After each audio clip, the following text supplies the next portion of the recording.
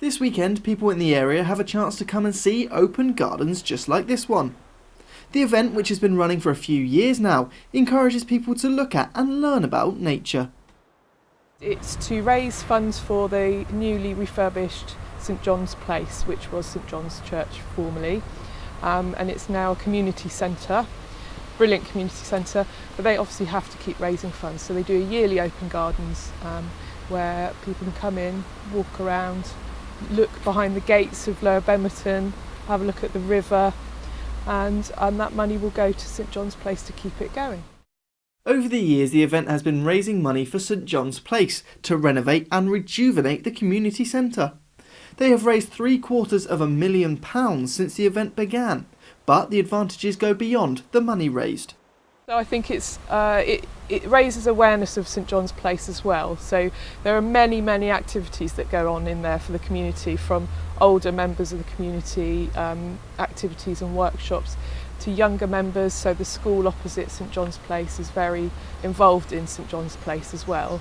So everyone in the community gets a lot out of it, and that raises awareness. Having the gardens open just gets eyes focused on the place.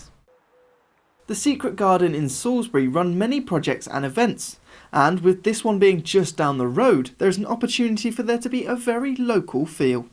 It's important. I think I'm very passionate about community myself, for lots of reasons, but I think particularly for this event, there's something about communities pulling together to make something happen, where people can join in with things and engage with each other. It's a wonderful thing. So, you know, there are so many isolated people, for instance, in communities these days, especially in the older community. This is the first year that Rebecca has organised the event, and she is hoping to add her expertise for all the visitors. As you know, I run this community garden here, the Secret Garden Salisbury, and we focus, and everyone in Salisbury will know that we focus a lot on wildlife in this project. So when they asked me to take it on, they did say, if you want to put a little element of what you do into the proceedings, then do go for that. So obviously I've snapped up the chance to make it a little bit pollinator focused this year. So it's very simple. All I've done is signposted some of the pollinator friendly plants around each of the gardens, so that visitors can come in and they can just pick up tips. And I've written some did you know facts out on the signs. Rebecca says running a unique event like the Lower Bemerton Open Gardens takes a lot of effort, but she's hoping Sunday will be pretty inclusive. Well, I think mostly it's going to be people that love to be outside. They love a slice of cake and a cup of tea, which you can get in St John's Place on the day. And it will be anyone that just really wants to enjoy the bird song, being outside.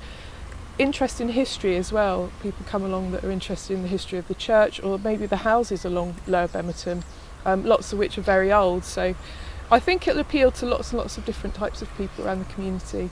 Sunday's event runs from 2 p.m. till 5 p.m, and the gardens will be open to educate the visitors about nature and the history of Lower Bemerton. Jack Deary, That's TV.